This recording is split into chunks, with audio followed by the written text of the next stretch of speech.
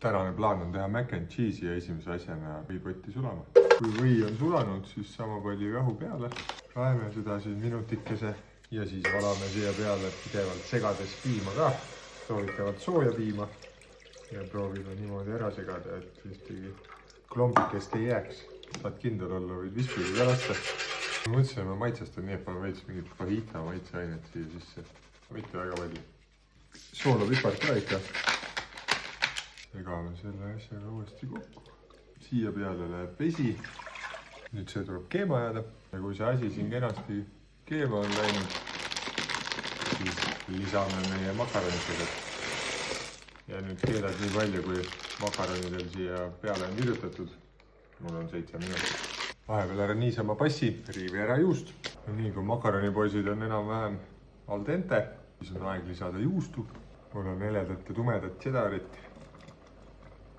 Viskan seda siia heldelt sisse, päris kõike ei pane. Natuke puistan pärast peale ka.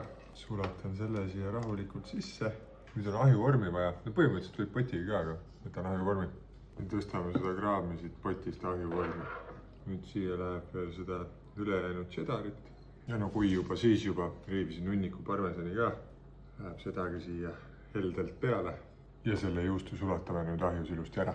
Vahepeal teeme siukse trikki, et sulatame pannil jälle törtsu võid. Siia sulanud või sisse portsu küüslauku. 30 sekundit laseme sellel siin praadida. Siia peale krevetid. Need praeme siin ka hästi kiirelt läbi. Siia võib juurde lisata mingit maitserohelist. Rohelist sibulat, koriandrit, murulauku. Paar tšilliõlvest ka. Soola pane ka. Sega läbi. Ja ma usun, et krevetid valmis. Vorm tuli ka kenasti ahjust välja. Väga ilus näeb. Lasin tal natuke jahtuda.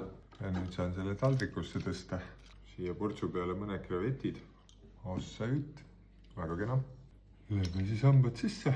Vaatame, millega hakkama saime. No igavesti maitsev söök. Polnud väga raske teha ka. Ja no kui juust maitseb, siis tasub küll proovida. Meeldisu!